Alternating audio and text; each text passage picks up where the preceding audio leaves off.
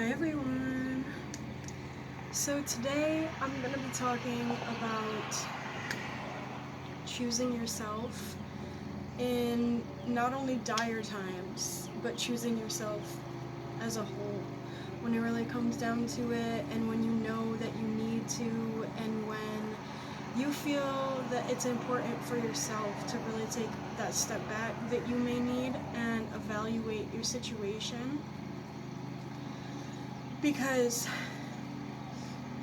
if you can't evaluate your situation with yourself, then you're not going to be able to understand it as well as you're capable of doing when you're standing next to yourself, when you're standing in yourself, when you're in the present and you have that love for yourself. Because I can tell you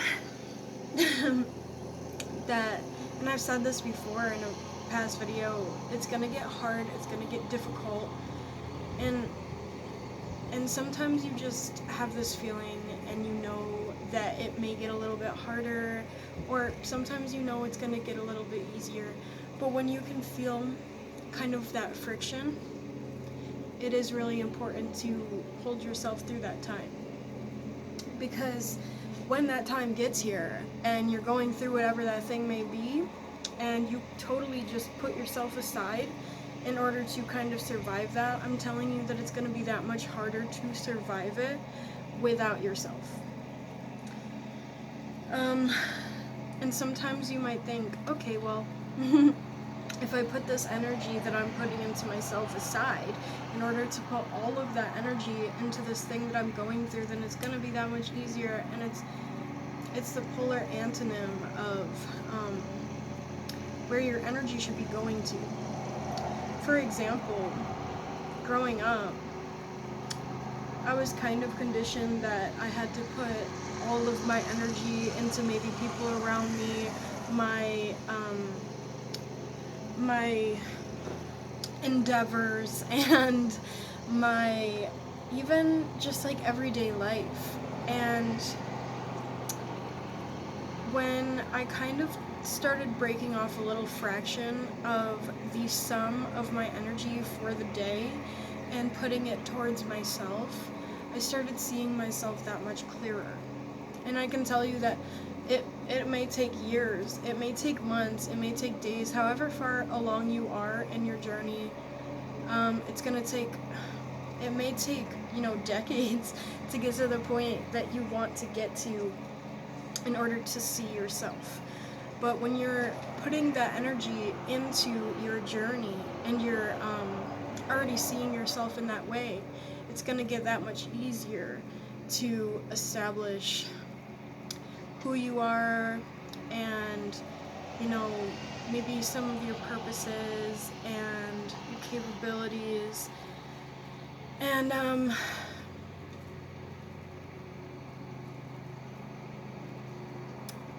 to be able to admit when you need a break is why it can, just one of the reasons it's important to have yourself, because there's just so many, but that is one very in particular reason.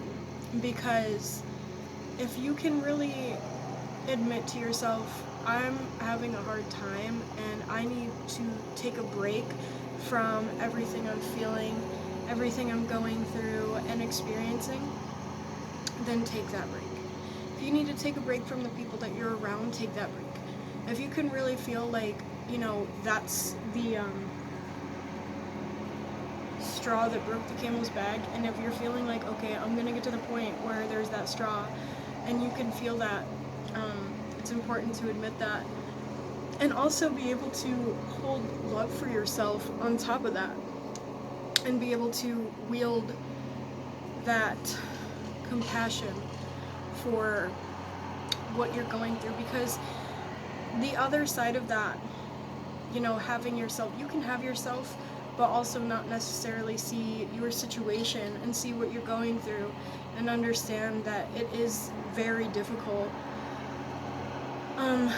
So if you kind of hold yourself but you don't see that, it'll make it that much harder. And like, when you can really sit down and you can tell yourself, okay, this is really difficult, and I don't feel like anybody else really sees what I'm, going through. And regardless of the fact that I see what I'm going through, that support is nice to have. So if you can first and foremost support yourself through trying times, then it's going to make it that much easier to progress into the next chapter. And when you go to that chapter, you kind of step up, and you are able to see your situation from an outside perspective or a higher perspective. And when you do that, you realize, okay, that part isn't as serious as I thought it was, and maybe they were kind of just straight up not treating me right, and that's not my real friend. So when you kind of like put your perspective on, okay, here's the best way that I can word it. When you put your perspective on the pedestal that you've been placing the people around you your whole life, you're able to see that those same people are not necessarily earning the pedestal that you've been placing them on. So when I really started looking around at the people that I'm surrounded with and the friends that I surround myself with, I mean, first and foremost, I saw little fractions of myself in everybody. And second of all, I also realized that it is just that. And if I classify myself with these people around me as a whole, I will lose myself in them. So what I mean by that is when you mistake a person for the sum of who you are as a person, then you're automatically disadvantaging yourself, and you're belittling yourself, and you're putting yourself in this tiny little box of everything that you may see on the outside of this other person. So it makes it that much more difficult to give yourself kind of that leeway when you are going through something challenging, and be able to see, okay, I don't deserve this, and I am tired of the fact that everybody's treating me like I deserve this, because initially there may have been that part of me and my pain body that attracted these people, but overall I am not defined by these people. So that deciphering within yourself is super important, because you can't talk to people about this. That is one thing that I had to learn the hard way. I had to learn a variety of things the hard way, but that one in particular was one of the hardest things for me to learn, because you're looking at these people that you love and you're thinking, okay, well, this is super unfortunate, everybody I've ever kind of associated myself with my whole life isn't as real as I thought they were, and may not have you the way that you thought they did, and they may not necessarily even love you the way that you pictured growing up. So when I say that, what I mean by that, because that can easily be misconstrued, is the fact that, okay, so when you're in high school, when you're in middle school, when you're in first grade, the way that you love, maybe not so much first grade, but high school for sure, because we're kind of taught to hate each other. So when you're in high school and you're being conditioned to like really hate the people around you and compete with everybody around you, and look down on everyone as well, you may obtain that perspective of what love is and incorporate that into your future relationships, your future relationship with your children, your future relationship with your parents, even your animals. I've seen so much abuse in my life. I've seen a ridiculous and pathetic amount of abuse, not only not only including me, but really affecting animals and kids and boyfriends and girlfriends, everybody. And the way that I've seen it has absolutely kind of grown this fire inside me, this passion for wanting to help people. And that's why I was so prone to kind of like throw my whole self at people and like give up on myself and incorporate myself with this personality of this other person. And it sucks, but at the end of the day, realistically, as human beings, we should have others to rely on, and we should have others to look to, and we should have others to look up to, because in my whole life I've only looked up to about 2 or 3 people, and I'm 25 years old, and that's absolutely pathetic. And of course that's going to incorporate a huge amount of disappointment within my life. So when you have yourself, you're kind of able to like look at this disappointment like it's an object in a way, and you're really able to like distinguish, okay, so this little piece of disappointment right here, you know, maybe I'm just actually disappointed with like the way my parents treated me. And this part right here, I'm disappointed with how my friends treated me. Throw that away. I'm disappointed with, you know, coworkers' treatment. I'm disappointed with the way teachers looked at me and this and that and this. So when I think of disappointment, I kind of think of this big block of whatever you want it to be, whether it's ruby, whether it's, you know, clay or ice, or whatever, you know, whatever really resonates with you. When you start chipping away at those little pieces and you make something absolutely beautiful out of that piece, and it's due to the fact that you removed all of that disappointment that correlated to that piece. So now this giant piece of ruby that you couldn't exactly detect what it was, you know, you chip that down into this beautifully enhanced and defined ruby.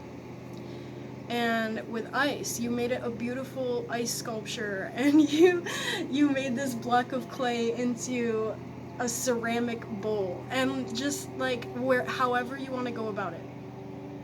You know, you made a canvas into the world. And so when you're really able to look at these pieces of you, even if it's, you know, anger, or even if it's sadness, whatever it may be, you know, you can really turn all of kind of your emotions into this thing, not in an objectifying way, into a way that is defining of your special way of creating. So, and maybe you do a little bit of everything. Maybe you go and you go make a ceramic dish, and you go make the world on a canvas, and maybe you go make a rocking horse out of a block of wood, whatever you want to do. But what it comes back to is if you're really able to sit with those emotions and decipher, is this me? Is this really what, you know, I want to grow up and be? Is this really how people see me? Is this really how I want to see myself and have to sit with myself and sleep with myself? So when you're really able to look at that from an outside perspective, you can see, okay, so this isn't me because I'm looking at it. I'm, you know, looking at it and I'm seeing, okay, like, this doesn't make any sense. So if I'm correlating this thing to who I am, then it's creating this barrier between you and your soul, basically. Or your heart, mind, and body, or your life and who you are, or even your job and life balance.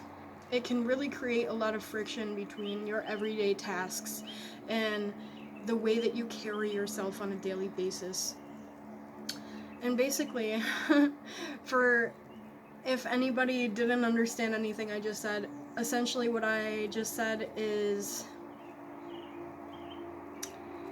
when you look to yourself for everything that you need and everything that you are trying to receive out of external relationships, you can not only receive it, but you can then incorporate those positive traits into your relationships and into your life, into your job, into yourself, and you can just become this entity that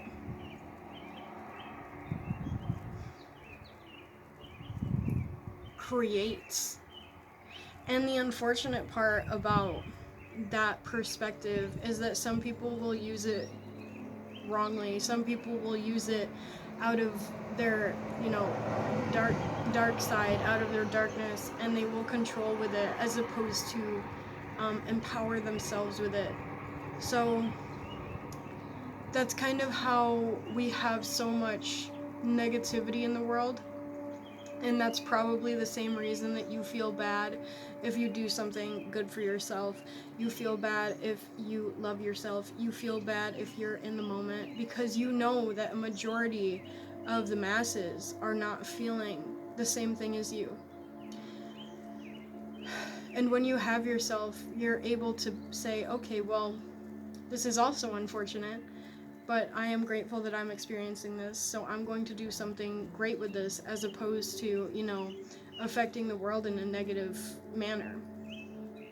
Just to show the universe how grateful I am for this beautiful power and this beautiful light. And also show yourself, because don't even get it twisted, it's about you too. The F, you're valid as well. So that's another thing. I mean, when you have yourself, you're able to say, oh my gosh, like, I'm so beautiful and I love myself and I'm happy on the inside, even if, like, my room is kind of a mess right now. And even if, like, I've had a bad couple days, and even if, like, I'm just not happy externally.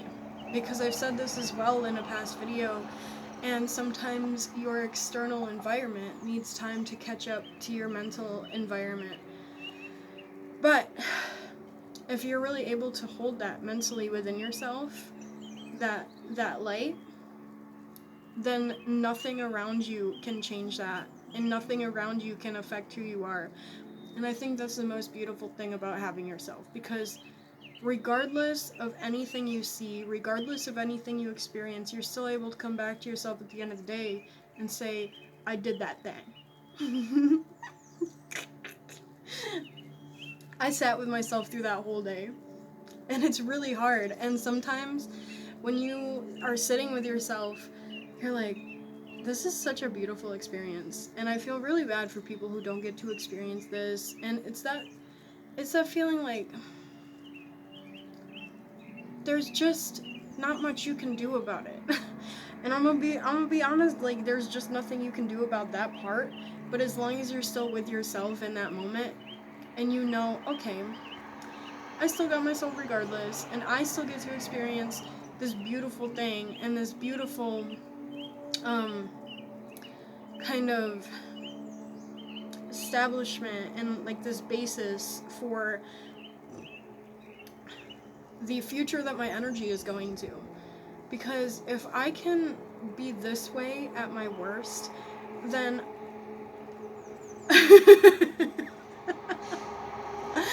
then what's it about to be at my best? Like, really, when you look to the universe and you're telling yourself, okay, I deserve so much more, and then you tell the universe, like, really show me, like, how good can it get out here? Like, I need to know. And you slowly allow yourself to receive, and this is hard. This is a really difficult thing. Sometimes you just gotta do it, like, little by little, like, little bit of dust here and there, little bit of adobo here and there, Goya if you're into that. So maybe when you're first getting into like really receiving, just go to the mall. Okay, here's an example. Go to the mall and get yourself a nice dress. Maybe the second day you just want to sit there and eat some junk food without feeling guilty. Okay, that's great. And maybe the third day, like, just go on a picnic outside. Um, go get a sandwich. Go get a drink. Go get anything that will make you feel better. Go get a facial. And I get, like, don't spend all your money. But I spend a lot of my money. I spend most of my money feeling better about myself. Like, because I'm aware of the fact that money... Oh, okay. Confirmation. Money flows. I'm aware of the fact that money flows and my shirt is green. So, when you're able to kind of incorporate yourself into that flow, you see more and more these little aspects of your life getting so much easier because you're allowing it to be easier. When you're sitting back and you're telling yourself, my life is hard. My life is so hard. And, like, everything is hard. And, like, I don't get it. Like, it's gonna get a lot harder. And it's gonna be that much more difficult. And you're just gonna want to break down that much more.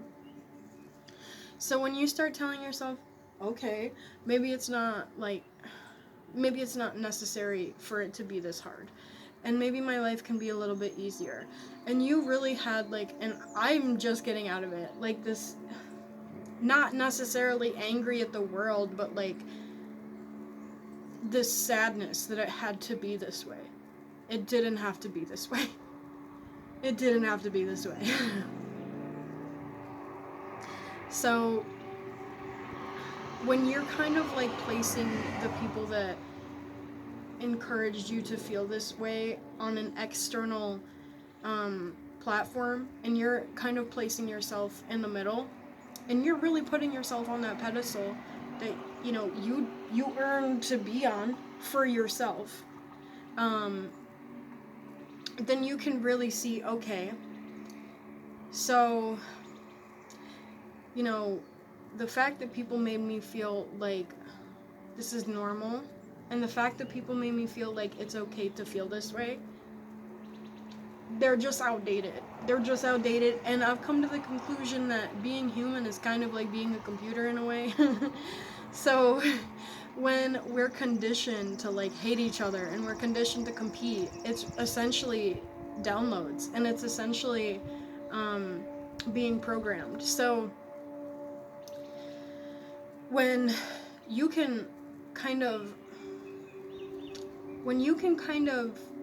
delete that virus from your system, and you can be aware of the fact that it's not true, it's not real, then you kind of make that much more space to understand what is real. Because it took me a really long time to understand what's fake and what is real. So when I really, and here's an example, like, just looking at my friends, I started, oh my god, that was so weird. I'm just going to, okay, so when I started seeing the people around me kind of, like, staying in the same mindset, and continuing to treat me wrong, continuing to treat themselves wrong, it really made me realize, okay, like, there's more, because, like, I have this feeling deep inside me that, like, I really don't want this. I really don't want to be this way. So, like, who's gonna tell me that I can't be different? Who's gonna tell me that, like, I can't love myself? Because when you start to love yourself, everybody leaves. Everybody is gonna leave your life. Everybody's gonna leave you to rot. And it's real. Like, that's the realest stuff. The realest thing about fake people is the way that you're treated when you're real with yourself. Because it goes to show you everything that you need to know. And that's really how I judge the people around me. And not in a negative sense. Sometimes you have to judge people. when okay, here, I mean, wow, like, think of it. You know, somebody comes up to you tweaking out, and they're telling you, hey, there's like AC and a bunch of puppies at my house, and they're like itching their arms and they're like just tweaking, and they're like, you should really come over. Like, that's how you know. You gotta judge people. You really gotta decipher, like, is this person tripping? Is this person gonna try me? Like, when you're really able to, like, look at kind of people in that sense, like, I'm not negatively insisting to judge you. I'm getting a negative energy from you that you have bad intent for me, because your intention towards yourself is bad. And I know it's not personal. I know that it's not like a horrible thing towards me personally, but I don't want you in my life. So when you're really able to tell somebody that, it kind of creates this barrier where they think it's personal. So you know, and the more that you establish these boundaries with people, and I think boundaries is kind of like a word like maybe overplayed a little bit.